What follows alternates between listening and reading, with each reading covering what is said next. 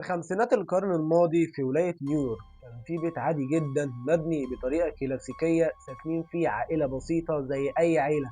بس الحاجة الغريبة إنه البيت ده كان بداية قصة رعب حقيقية، مش مجرد حكاية من الخيال، ده حصل مع ناس عايشين فعلا.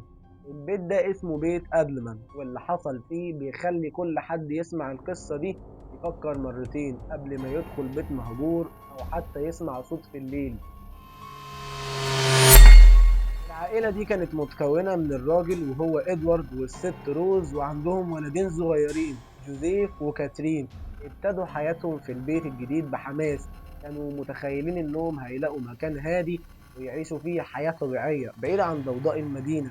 لكن من أول أسبوع في البيت بدأت تحصل حاجات غريبة، وإدوارد كان بيسمع خطوات في الطابق العلوي وهو متأكد إن محدش طالع هناك. روز كانت بتحس دايما بنظرات بتتبعها، وبسببها كانت بتحس برعب مش طبيعي. حتى لما تكون وحدها في أوضة النوم الخطوات دي كانت بتبدأ في وقت محدد كل يوم حوالي نص الليل، وكأن في حد بيتمشى فوقهم بالليل. أبواب البيت بدأت تفتح وتقفل لوحدها، وخصوصا باب أوضة الأطفال. ومرة روز حاولت تقفل الباب بإحكام، بس الباب كان بيرجع يفتح لوحده تاني. حتى العيال كانوا بيصحوا من النوم بيعيطوا وبيقولوا إنهم شايفين حد واقف جنب السرير أو بيحسوا بحاجة بتمسهم.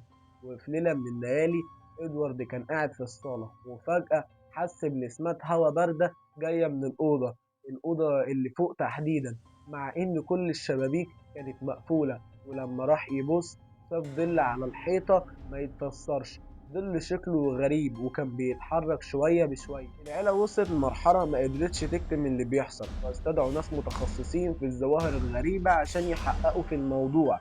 الناس دول جم بالفعل ومعاهم كاميرات وأجهزة تسجيل علشان يوثقوا الظواهر دي، وسجلوا أصوات غريبة فعلا زي همسات مش واضحة وكلام غريب ونقرات على الحيطة بتحصل في التسجيلات.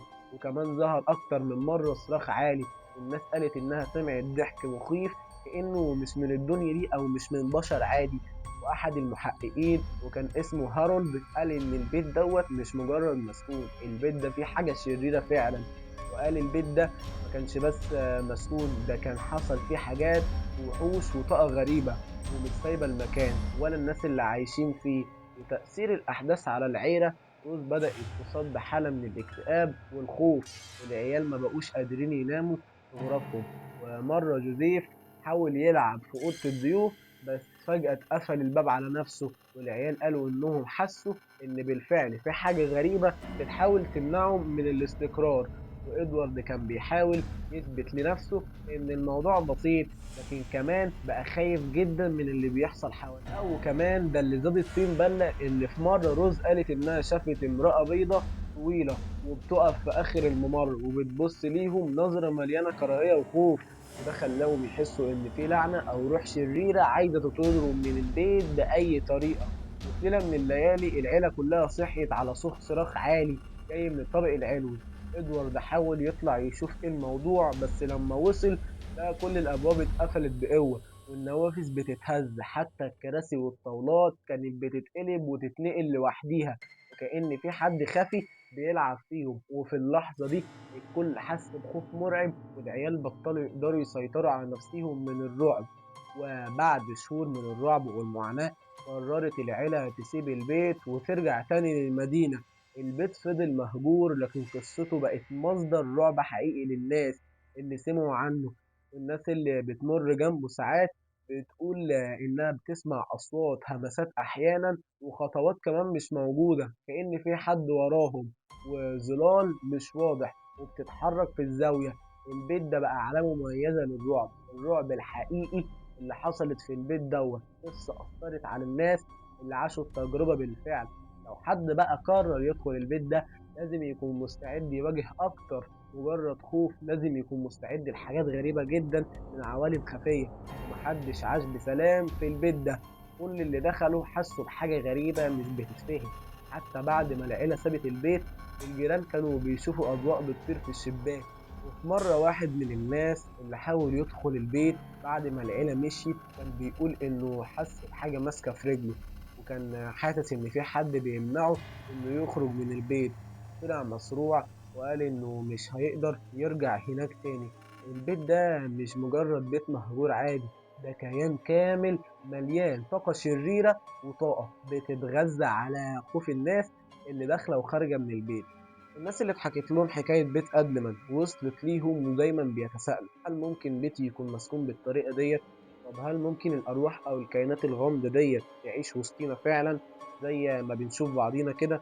القصة دي بتأكد إن أماكن في الدنيا مش لازم حد يدخلها، أماكن الغموض والرعب الحقيقي مش مجرد قصص خيال.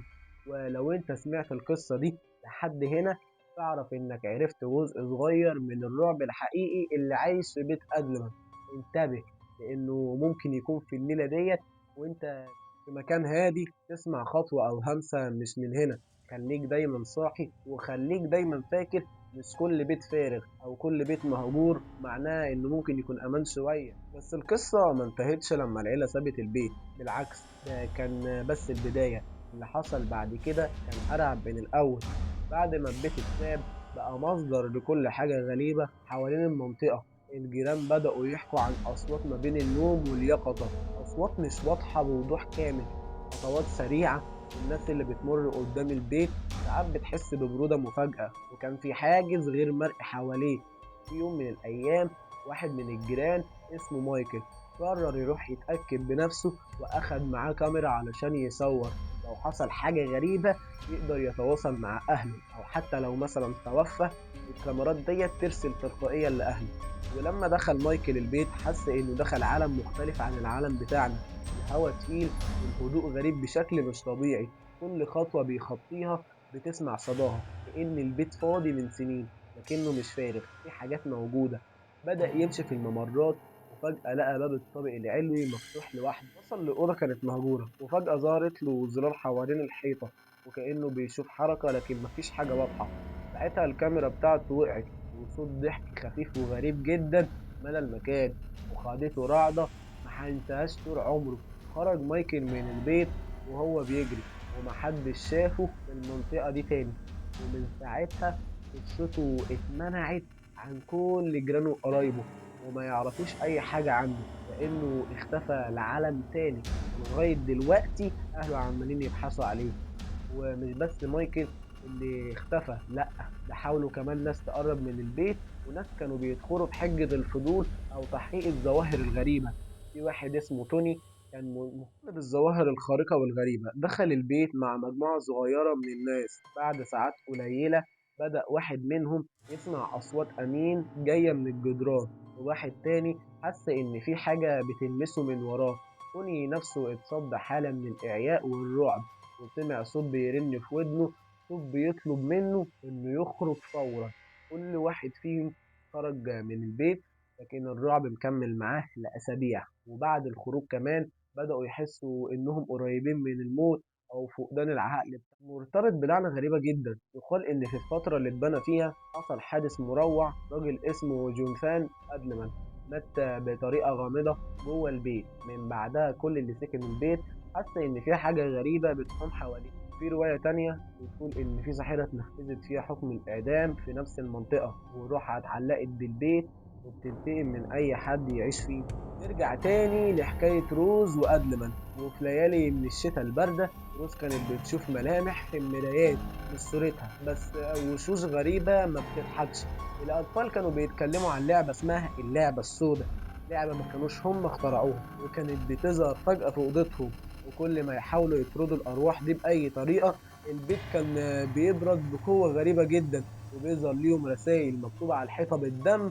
بعد كل اللي حصل، الراجل إدوارد كتب رسالة وداعية قال فيها إنه لو حد دخل البيت يبقى مستعد يواجه أهوال هو ما يقدرش يتخيلها. البيت لسه موجود لحد دلوقتي ومهجور كمان، لكن مش خالي، ده مسكون فيه أرواح وأشياء غريبة بتظهر لأي حد. وبتأكد إن الرعب الحقيقي مش في الأفلام، بل في الواقع اللي بيختفي ورا أبواب مهجورة. ومحدش مننا ممكن يكون مصدق حاجة زي كده تحصل. بس كده.